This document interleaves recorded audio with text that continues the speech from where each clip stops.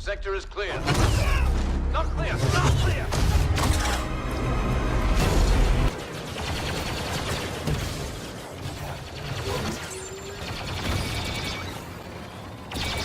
Clear.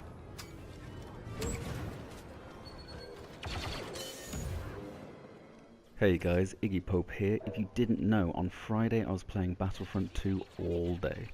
Well, and a bit of Detroit being human, but that's not what this channel is about.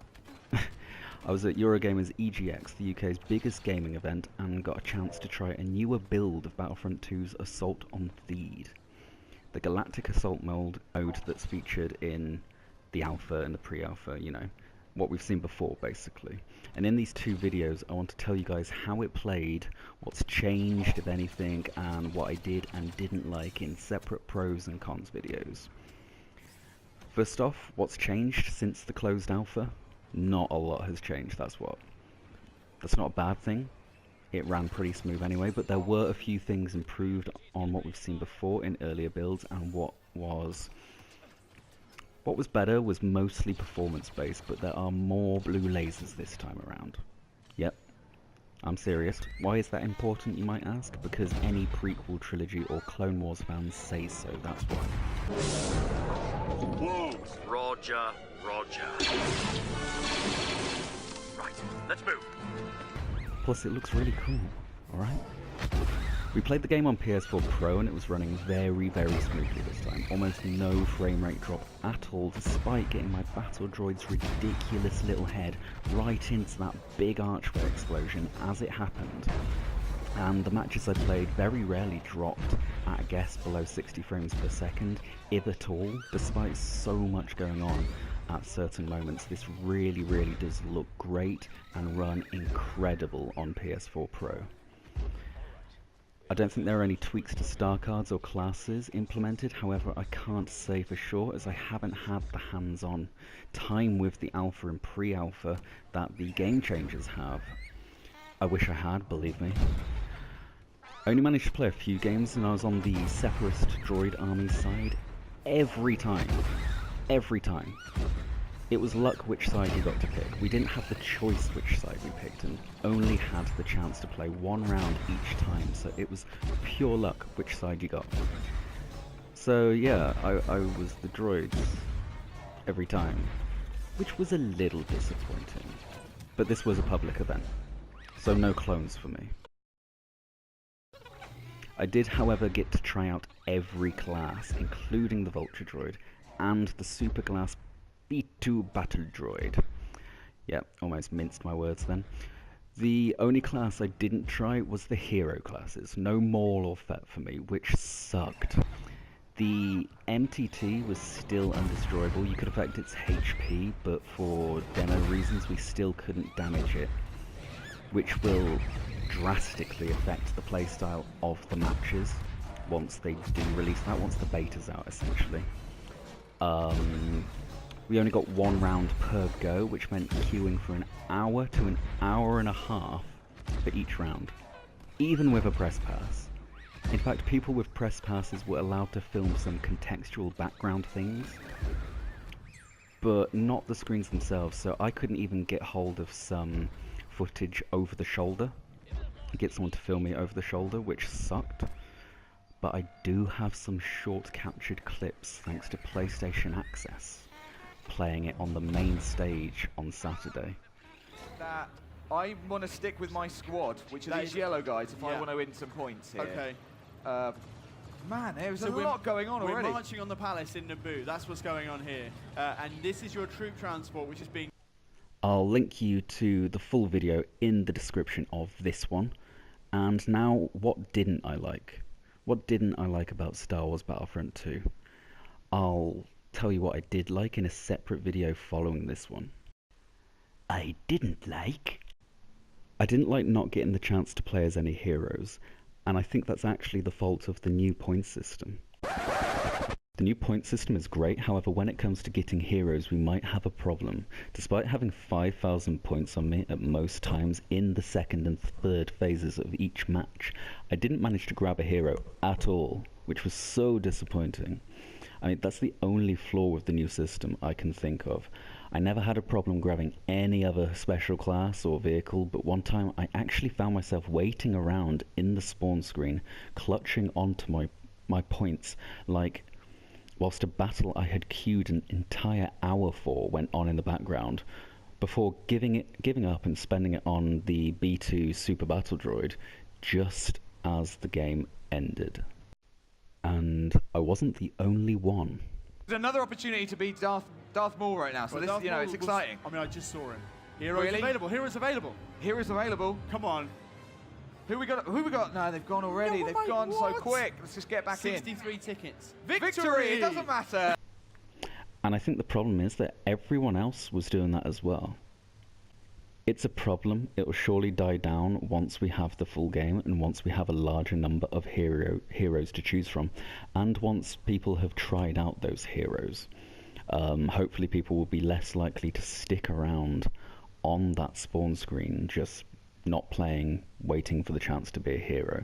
But right now it really is a problem. It's something I didn't like, and you know, people, I'd rather be playing the game than waiting on a spawn screen. But the problem is some people will just stay on the spawn screen, so they were grabbing the heroes the millisecond you could, which kind of made it unfair. It's a lot better than the token system, but there's still a problem there. Also, Phase 1. I didn't like Phase 1. I know, right? Once the crowds of Nubians had fled, and I had admired all the droids loading out of their massive MTTs, and we had marched past the arrested clones at the beginning of the match, the central lane of the map seemed barren and empty, except for the MTT.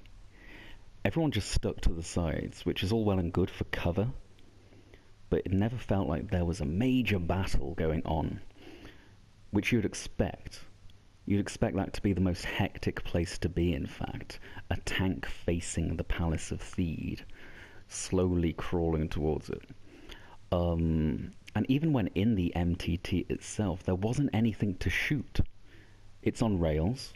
I don't mind that. You're slowly travelling forward. It'd be stupid if you could drive it and someone would be a troll and just park it sideways across the entire level. That doesn't matter. The fact is, I spent points.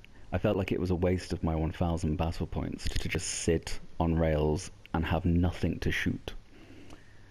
The very start and end to the phase was the most exciting bits just because of everything else that was going on. But I spent most of that feed looking for the action, only to find everyone was dead by the time I got there. Maybe I just got really unlucky in the matches I played, but it would be nice to see something going on down the central path in front of the MTT, in front of these big transports, the centerpieces of each galactic assault level.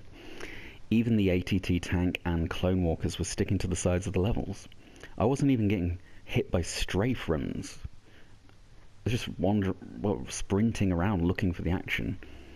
Like, don't get me wrong, it makes sense strategically at the moment, if you want to role-play it. But I often just felt the level looked empty and found myself searching for the action more than being a part of it, which was honestly quite disappointing. Perhaps more games on this level would change my opinion, and of course, once the transport is destroyable and players can actually win the game from the side of the clone army in Phase 1, I think they'll change it up. I think a lot of action will be directed at that transport. At the moment, though, it was kind of boring. Bear in mind, it only felt annoying in Phase 1 from a Separatist droid's point of view, if they even do have a point of view. I'm sure it would be a lot more fun from the clone side, defending, because that's kind of I just prefer that kind of gameplay anyway. As a droid, it was running to find the action, to find that everyone was dead. Repeat. Until Phase 2. Moving on, the overheat skill game for the heavy class seemed really, really slow, super easy, and the colours used for it were red and green, which I'm colorblind to. Maybe that's why it's super slow, but it was super easy. I'm not going to use the word super again, super. Maybe it's just my reactions. They've been honed to perfection thanks to pure fear whilst playing Dead by Daylight recently, but I can't imagine them leaving it this easy in the main game. Right now with the heavy, it was better. Beep to you too, cars going past as I want to say something. Right now with the heavy class, you can fire and slowly, whilst overheating, and slowly overheat your game to get this little skill gain, and easily hit the best part of it to get the immediate cooldown and boost, instead of pressing square to get the standard slow cooldown flush reload. So it basically, you played better if you let your big, massive, overpowered gun overheat. So I'm sure that's something they're going to balance up soon, hopefully for the beta. Last thing I did not like, last thing in the cons list. I hate complaining. I don't. I'm English. The combat roll speed. It's too slow. I get that they don't want players constantly rolling to gain speed, but I found it silly slow. Like, to actually slow your character down seems nonsensical. You're doing a combat roll to avoid fire. It shouldn't slow you down. I don't think it should speed you up either. The heavy class combat roll was a joke, almost like I was back playing Max Payne 3 multiplayer and someone had targeted me and it went all slow motion. So I personally think that the roll should match your current run or sprint speed. With the lighter classes at least, sure, be heavier or don't have it at all with the heavy class. But right now, it actually slowed you down, and I don't think that should be the case when you're trying to dodge fire.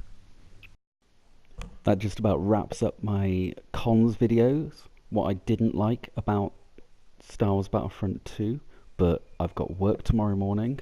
I will continue tomorrow with my pros video, what I did like. I hope you guys have enjoyed this video. Please like it if you did, dislike it if you're mean and horrible, and I will see you guys on the Battlefront soon.